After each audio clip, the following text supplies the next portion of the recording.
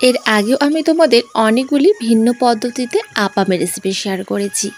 আজকেও একটা নতুন পদ্ধতিতে এই মুট্টা আপামটা তৈরি করে দেখাবো। আর যেটা বানানো ভীষণ সহজ, আর ঘরে থাকা মাত্র দুটি উপকরণ দিয়ে বানিয়ে নেওয়া যায়।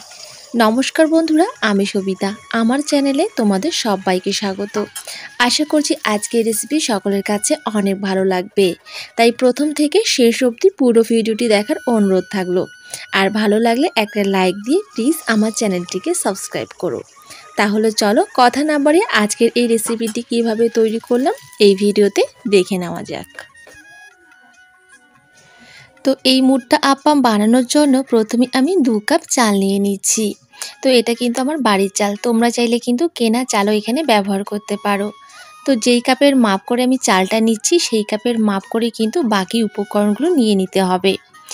এবার চালটাকে জল পাল্টে পাল্টে 3 থেকে 4 বার পরিষ্কার করে ধুয়ে নেব, কারণ চালের মধ্যে কিন্তু অনেক নোংরা থেকে থাকে, তাই অবশ্যই চালটাকে খুব ভালোভাবে আগে ধুয়ে নিতে হবে।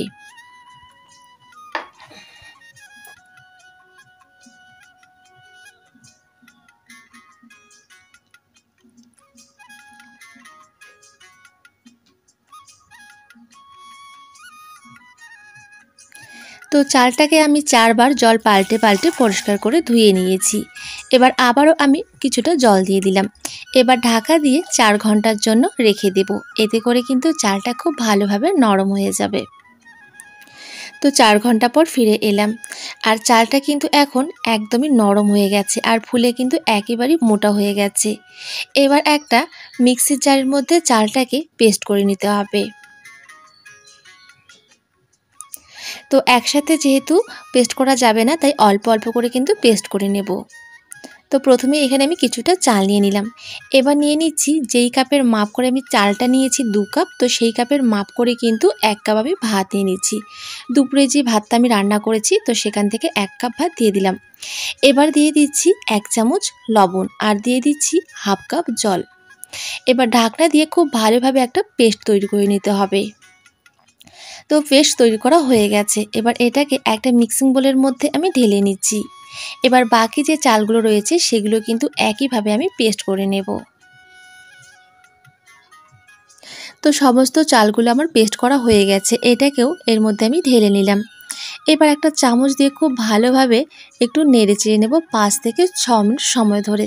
যত ভালোভাবে তোমরা একটু নেড়ে চেড়ে নেবে তত ভালো হবে কিন্তু এই মুট্টা আপ্পামগুলো, একেবারে কিন্তু ফুলকো ফুলকো হবে। তো 5 থেকে 6 মিনিট সময় ধরে খুব ভালোভাবে ব্যাটারটাকে আমি মিশিয়ে নিয়েছি। এবার তোমাদের ব্যাটারের কনসিস্টেন্সিটা দেখিয়ে দিচ্ছি। দেখো, ঠিক এরকমটাই হবে ব্যাটারের ঘনত্বটা। খুব বেশি পাতলাও হবে না, আবার খুব বেশি ঘনও হবে না। তোমরা ভিডিওতে যেরকম দেখতে পাচ্ছ ঠিক সেরকম ঘনত্বের একটা ব্যাটার তৈরি করে নিতে হবে।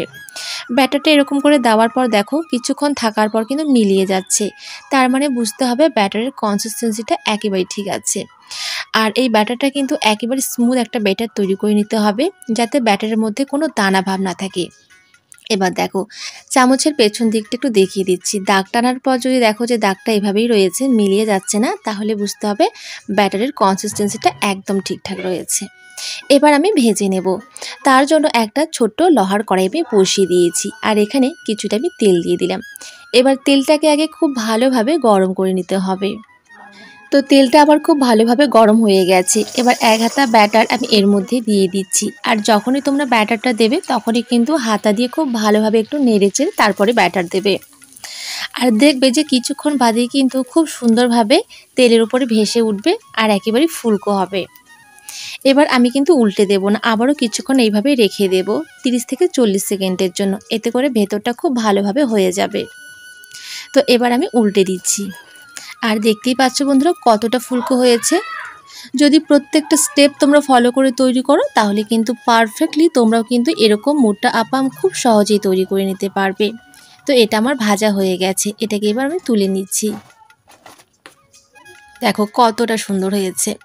চলো আবারও তোমাদেরকে একটা ভেজে দেখাই। আবারও 1 হাতা ব্যাটার দিয়ে দিচ্ছি, আর অবশ্যই কিন্তু একটা হাতার মাপ বা একটা বাটির মাপ বা যে কোনো কাপের মাপ করে কিন্তু ব্যাটারটা দেবে, তাহলে কিন্তু প্রত্যেকটি আপাম কিন্তু একেবারে গোল গোল সাইজের হবে, মানে সমান মাপের হবে আর কি, আর একেবারে কিন্তু ফুলকো ফুলকো হবে।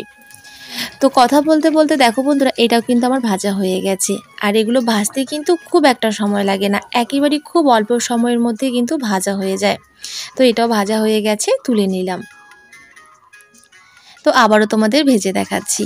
তো বন্ধুরা, এই ফাঁকে তোমাদের একটা ছোট্ট রিকোয়েস্ট করব, যদি আমার রেসিপিগুলো তোমাদের ভালো লেগে থাকে তাহলে অবশ্যই একটা লাইক দিয়ে আমার চ্যানেলটিকে সাবস্ক্রাইব করো।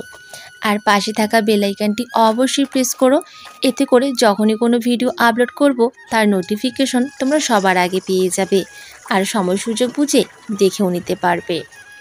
তো চলো, একইভাবে সমস্ত আপ্পামগুলোকে আমি এখন ভেজে নেব।